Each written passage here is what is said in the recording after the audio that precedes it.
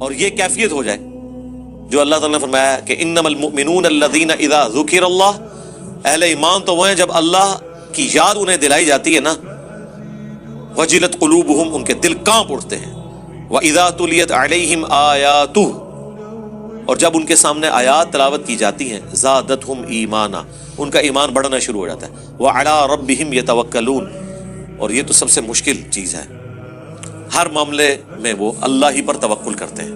توکل سے مراد یہ کہ اپنی ایفرٹ پٹ کرنے کے بعد یہ نہیں سمجھتے کہ جو میں چاہوں گا وہ ہوگا، بلکہ وہ کہیں کہ یہ ہم نے اپنی ایفرٹ پٹ کی، اب اللہ کی مرضی۔ جو سیدنا علی کا قول ہے کہ میں نے اپنے ارادوں کے ٹوٹنے سے اللہ کو پہچانا ہے، کہ پوری ایفرٹ پٹ کرنے کے بعد بھی رزلٹ خلاف نکل آئے تو سمجھ لیں کہ اللہ کی مرضی اس میں نہیں ہے، چاہے وہ چیز آپ کو نقصان بھی پہنچا رہی ہے، وہ آپ کی آزمائش ہے، ظاہر ہے، آزمانا تو ہے اللہ نے۔ وَلَنَبْلُوَنَّكُمْ بِشَيْءٍ مِّنَ الْخَوْفِ وَالْجُوعِ وَنَقْصٍ مِّنَ الْأَمْوَالِ وَالْأَنفُسِ وَالثَّمَرَاتِ الَّذِينَ يُقِيمُونَ الصَّلَاةَ، یہ لوگ وہ ہیں جو نماز کو قائم رکھتے ہیں، خالی نماز پڑھتے نہیں ہیں، نماز قائم کی ہوئی ہے، جیسے وضو قائم، مسلسل نماز مسلسل قائم۔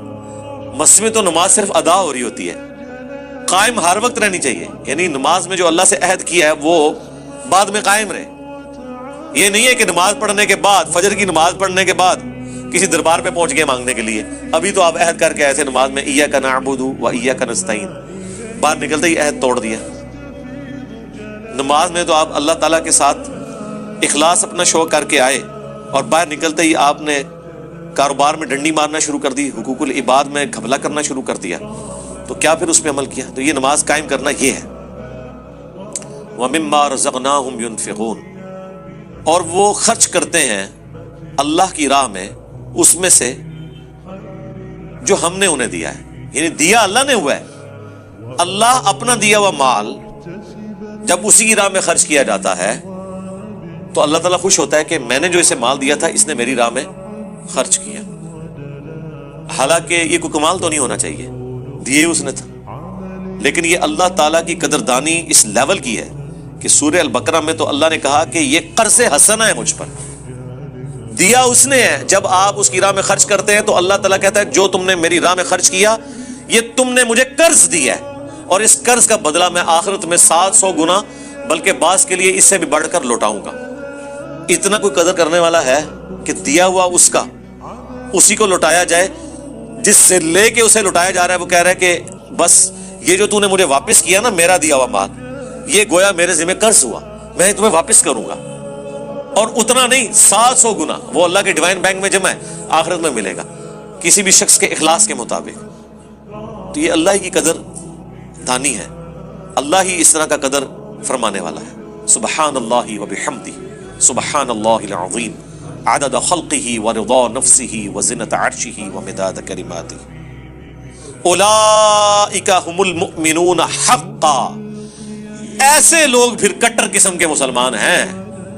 ہاں جی، کٹر وابی تے کٹر سنی تے کٹر شیعہ اور کٹر مؤمن، کٹر مؤمن سچے مؤمن اپنے دعوے میں ایسے ہیں اہل ایمان جن میں یہ خوبیاں ہوں۔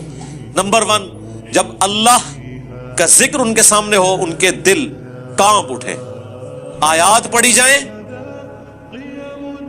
تو ان کا ایمان بڑھنا شروع ہو جائے، اور توکل کریں اللہ کے اوپر، اور نماز کو قائم رکھیں، اور اللہ کی راہ میں خرچ کریں۔ یہ جو خرچ کرنے والا معاملہ ہے نا، یہ سب سے مشکل ہے۔ زبانی جمع خرچ، کسی کے ساتھ اپنا اخلاص شو کرنا یہ بڑا آسان ہے، مال خرچ کرنا، جیب ڈھیلی کرنا، اس وقت پتہ چلتا ہے کہ آپ کتنی کمٹمنٹ رکھتے ہیں، سب سے مشکل ہی مال ہے۔ مجھے اشفاق احمد صاحب کا وہ جملہ یاد آ گیا منچلے کے سودے میں، تو جب وہ اس کا وہ جو ہیرو ہے نا ارشاد، وہ جب اپنے اسٹوڈنٹس سے بات کر رہا ہوتا ہے نا تو اس دوران وہ کہتا ہے کہ یہ جو میں تمہیں ٹائم دے رہا ہوں نا، یہ میں اپنی زندگی تمہیں دے رہا ہوں۔ اگر میں تم پہ کوئی مال خرچ کر رہا ہوں تو یہ میں اپنی زندگی تم پہ خرچ کر رہا ہوں۔ کیوں؟ مال کیسے کمایا جاتا ہے؟ زندگی خرچ کر کے، اپنا ٹائم تن من دھن لگاتے ہیں نا، کمٹمنٹ پوری کرتے ہیں تو پھر آپ مال کماتے ہیں نا۔ تو جب آپ کسی کو مال دے رہے ہیں گویا آپ اپنی زندگی اس کو دے رہے ہیں، کیونکہ زندگی کا ایک حصہ لگا کے آپ نے وہ مال کمایا ہوا ہے۔ اسی طریقے سے جب آپ کسی کو ٹائم دے رہے ہیں تو آپ اپنی زندگی اس کے ساتھ شیئر کر رہے ہیں. یہی تو اللہ نے قرآن میں کہا ہے لن تنالوا البر حتی تنفقوا مما تحبون. تم نیکی کے اعلیٰ ترین درجے کو ہرگز نہیں پہنچ سکتے جب تک کہ اپنی پسندیدہ چیز اللہ کے حضور خیرات نہ کرتے. یہ چوتھے پارے کی پہلی آیت ہے. میں 40-50 منٹ میں نے قرآن کلاس میں اس پہ گفتگو کی تھی. انسان کی زندگی میں سب سے قیمتی چیز اس کی جوانی ہے. جب سارے اعضاء سلامت ہوں، جب آپ آہستہ آہستہ اگلی عمروں میں جانا شروع ہوں گے 40+ تو عمر 40 تے جان کالی، یہ پنجابی میں محاورہ ہے کہ جیسے ہی عمر 40 ہوئی جان کے اوپر افتادیں ٹوٹنی شروع ہو گئی. ایک ایک کر کے آپ کو آئے دن خبر ملے گی اب میری نظر کمزور ہونا شروع ہو گئی ہے. وہ ساروں کی ہوتی ہے 40 کے بعد، یہ نیچرل چیز ہے.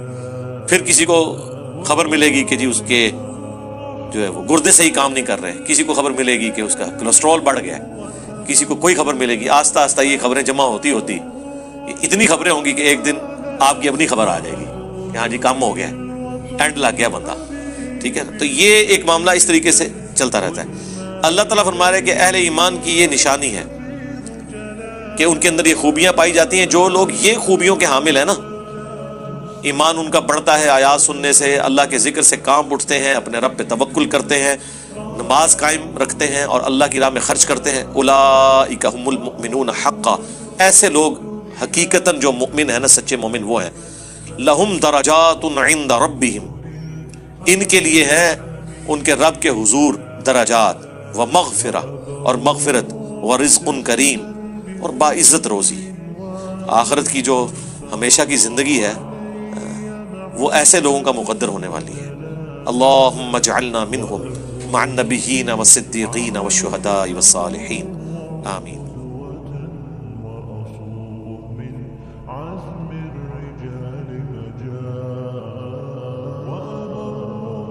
محتسبا